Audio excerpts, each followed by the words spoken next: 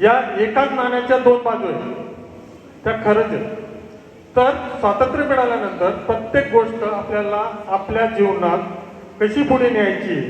आता झालं काय, सगळ्यात महत्वाचं मला एक कविता, म्हणजे ही कविता नाहीये, स्कूल बसच्या, मुंबईतल्या स्कूल बसच्या मागे फ्लॅक्स लावलेला आहे, त्याच्यावरही लिहिलेलं आहे. तर ती कविता मी तुम्हाला वाचून दाखवतो, मला खूप आवडली. नागरिक मी भारत देशाचा, हातात सगळं आयतं पाहिजे. आयतं हा ऐराणी शब्द आहे, राईट, आपल्याला खूप चांगल्या प्रकारे समजेल. वीज कधी वाचवणार नाही, बिल मात्र माफ पाहिजे.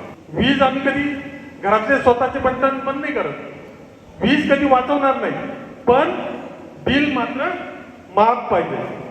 झाड एकही लावणार नाही, पाऊस मात्र चांगला पाहिजे.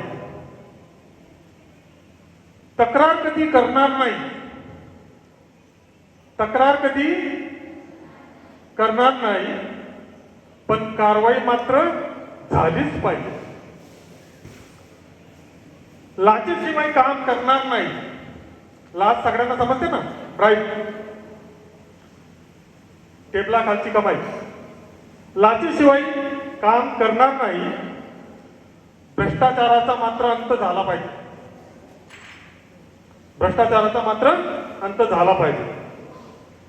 कामात भले टाइमपास करीन, कामात भले टाइमपास करीन, दरवर्षी वेतनवाढ झालीच पाहिजे. जातीच्या नावाने सगळं घेईल, जातीच्या नावाने सगळं घेईल, देश मात्र धर्मनिरपेक्ष पाहिजे. मतदान करताना जात पाहिजे, जातीयता मात्र बंद झाली पाहिजे.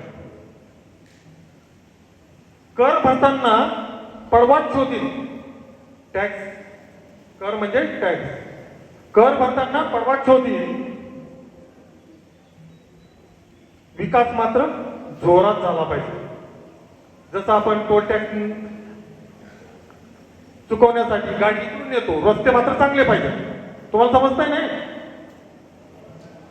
ओके. प्रांतवाद भाषावाद कायम करणार, देश मात्र एक संघ पाहिजे. हा मी मराठी, मी गुजराती, मी तेलुगू, मी मल्याळम सगळं करू, पण देश मात्र आम्हाला एक संघ पाहिजे. मतदान आम्ही पैसे देऊन करू, नेते मात्र प्रामाणिक पाहिजे. ही आज आम्हाला कष्ट करून दिलेल्या स्वातंत्र्याची गत केलेली आहे.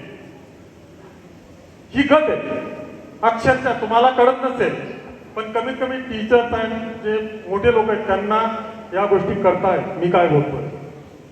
ही गत झाली भारताची, आणि मी असो कोणी असो प्रत्येक जण, तर हे आम्हाला बदलायचं.